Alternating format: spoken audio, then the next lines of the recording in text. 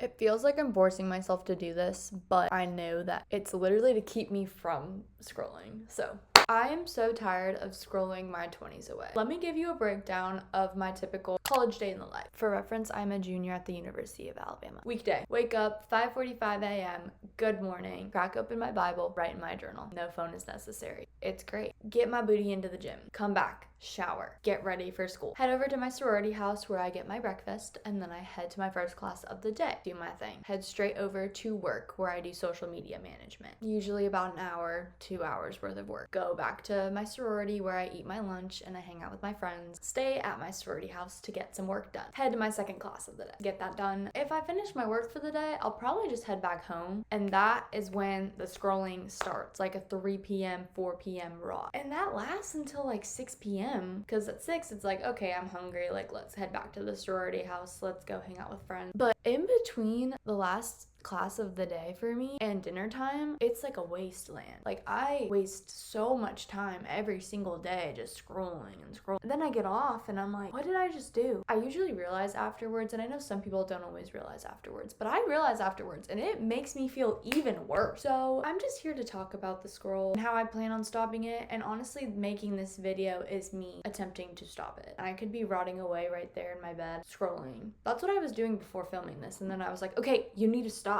Like honestly, let's just get into it because I made this whole thing and I want to get through it so that I can edit this and get back to scrolling. No, we're not scrolling anymore. We're going to the gym after this. Okay, let's go. Let's talk about why we doom scroll. So typically for me, I get on my phone to doom scroll because I feel like it's gonna bring me a sense of relaxation, but also it's because I want to know some sort of information that I have missed out on within the first half of my day. So that could be new trends, new products, the news, celebrity or influencer updates, all those things. That's what kind of starts the scroll, but then once it starts, it's just real hard to stop. And then you end up consuming things about fires and death and things that we're just not meant to consume constantly. But initially it starts as just something to do to relax. I found this girl's TikTok and I really liked how she worded this. Use doom scrolling to regulate. Your brain is looking for a dopamine hit and emotional distraction. In the short term, it absolutely works because you're feeling stimulated, which is gonna mask anxiety. You're not wrong for doing so. It's just picking a tool that might backfire later. Because over time, you are increasing your baseline for stress, especially if what you're consuming is chaotic or emotionally charged. So I just really like how she worded that. While we're scrolling, we're not realizing how much of a mask it is for us. What I've also learned is that doom scrolling is just a way to avoid uncomfortable emotions that could be underlying, whether that be stress, loneliness, the feeling of being overwhelmed. That is also masked by doom scrolling because we think that this short dopamine hit is going to help us ignore these underlying problems, when in reality it's just making them worse and worse because we're not taking action. I really like how Brent put this one. One of the main reasons we doom scroll is to avoid uncomfortable emotions. These emotions are neither good or bad, but rather important signals for your life. Feeling lonely is a signal to connect, or feeling stressed about work could be a signal to find a new job. And the reason I think it's having such a negative impact on our lives is because when we avoid these emotions,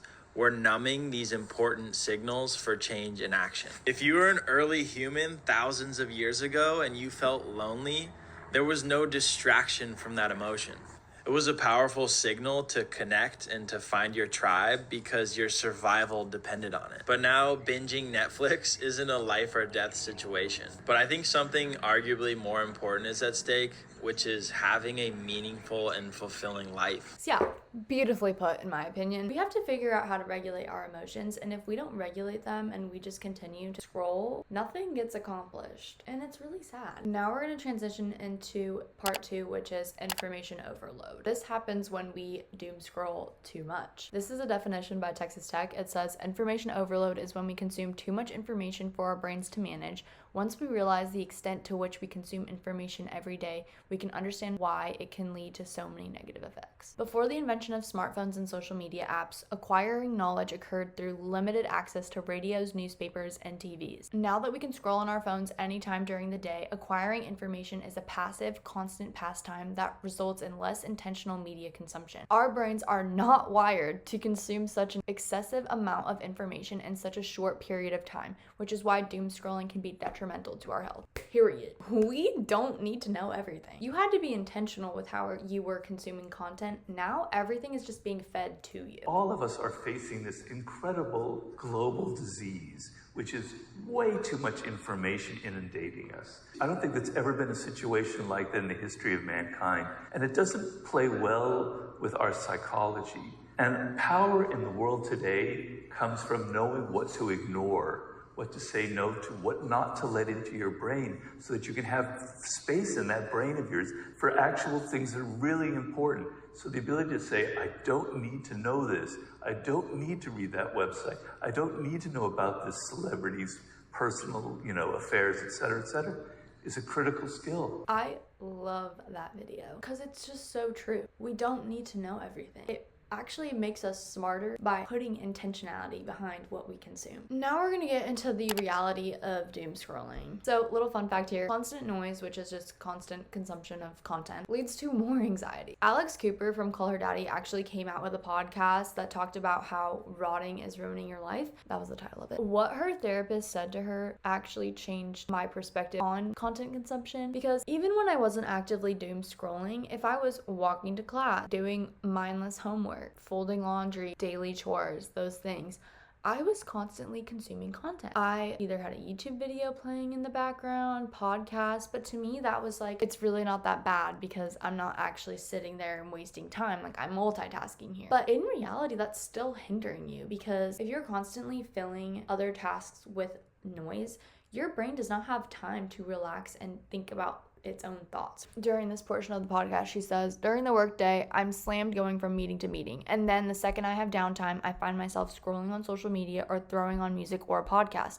My therapist said, yeah, Alex, this is extremely common. This is the most important part of this podcast right here. What she said is that needing constant stimulation is actually a stress response. It is your body going into avoidance mode. In moments where you're feeling anxious or you're feeling overwhelmed, it's easier to just overstimulate your nervous system so that you can avoid those feelings. Constantly feeding yourself more and more information is just overstimulating your nervous system more. It's already overstimulated. So you're just keeping it in that constant feeling of overstimulation.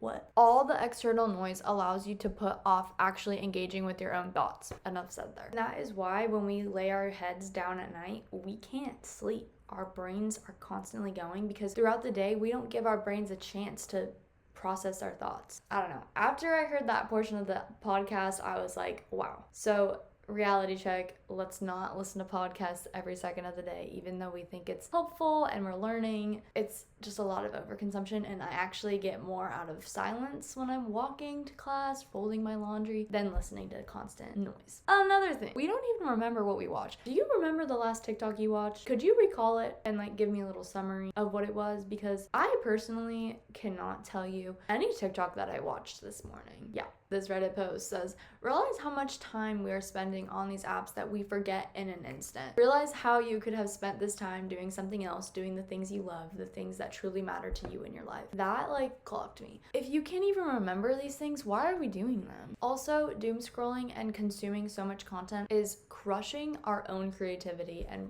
originality. I am over ingesting content to such a point that I don't even know if I have an original thought left in my body right now, and I need to detox. Completely forgot how to write a script in my own voice that is the way that I want it to be told with the characters that I want, because I'm so busy looking at things that have worked and sold and reading a million scripts a week that I get a little bit overwhelmed. I know that I don't need to be comparing myself to other people, and I'm well, how did that girl's career already work out? I'm should I just be emulating that? Just one example of how our creativity does not get better by scrolling. So I go through these phases where I'm okay, I want to create content, but I don't even know how. I don't even know what I want to make. So I'm gonna scroll and get ideas. I'm gonna scroll for inspiration. But then when I turn to find inspiration on these apps, what it turns into is just avoidance from actually starting, which is what I've been doing for months instead of just making this video. So don't let it hinder your creativity. Stop scrolling for inspiration and just do what you know. Do what you don't know either. Just start. Okay, finally, part 4. What to do instead. A lot of people just say, oh, put a time limit. I have limits on my social media and I still end up scrolling because so easy to just be like, ignore for 15 minutes. Like, no, let's get more practical here. First thing that I usually like to do when I catch myself getting stuck into this doom scroll is I like to self-reflect and actually ask myself, what are your interests? What do you enjoy doing? One thing that I found to work really well for this is just tapping into my childhood interests. Growing up, I loved creating content. I was obsessed making little short films with the neighbor kids. I would make my family film video star music videos on road trips. So creating content has always been something I loved, but not everyone's like that. And it doesn't have to be a creative outlet that you use to get out of this scrolling habit. You need to be tapping into those childhood interests, whether that be through video creation, art, crafts, baking or cooking, reading, sports, anything that you've just always enjoyed and you haven't found the time to do, replace your scrolling with that. It's always so rewarding and fulfilling to do something that you haven't been able to do in so long, and then you